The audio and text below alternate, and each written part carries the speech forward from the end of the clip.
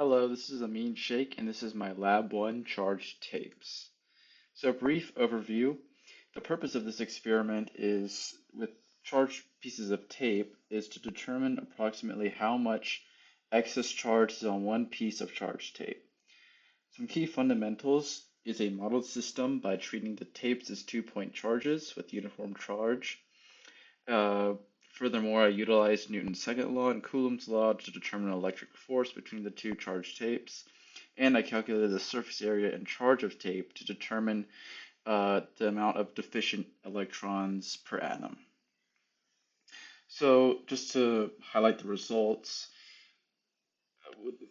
through the calculation of electric force that I got by determining the distance caused by repulsion between the tapes and the gravitational force, which the electric force was equal to, the electric force was equal to 0.001962 newtons.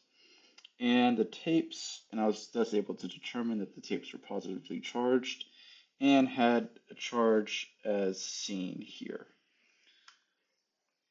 So before I go into the experiment, just to address some assumptions, is that the gravitational force is the only non-negligible force acting upon the hanging tape. Thus, it's fair to assume that the electric force is equal to the force of gravity in terms of magnitude. The tape also acts as a uniform point charge, and both pieces of tape have roughly the same positive charge due to ripping, which is very useful when calculating the electric force and ultimately the charge of the tapes.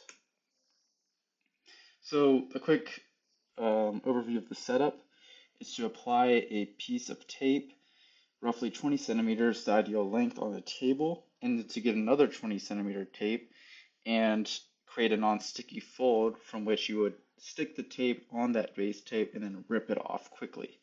So now that rip tape is charged, and you want to be careful and quickly hang it on the side of the table, and then prepare in terms of the other part of the experiment, do the same process for another piece of tape, and then place that tape on an elevated position as seen, so that way you can do the next part of the experiment.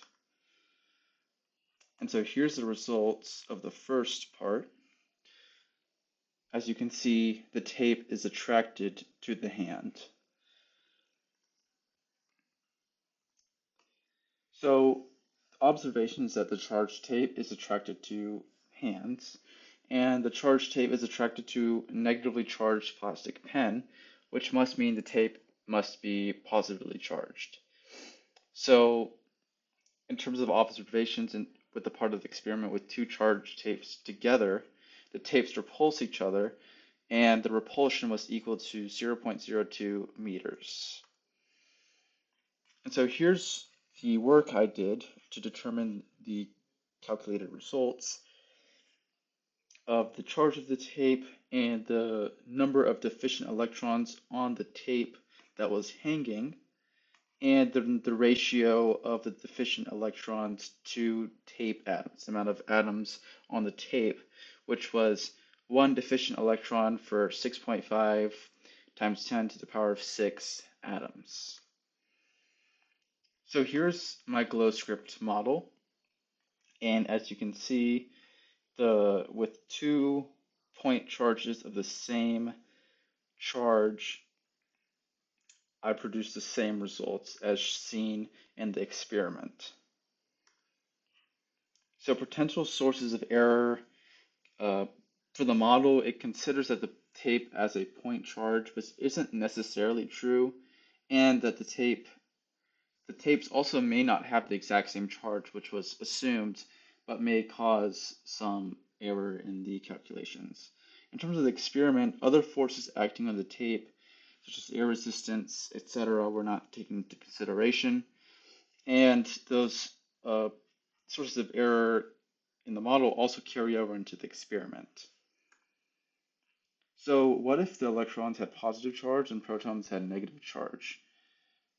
In terms of changes in observations, nothing would change because the fundamental principle of opposite attraction and similar repulsion would still apply.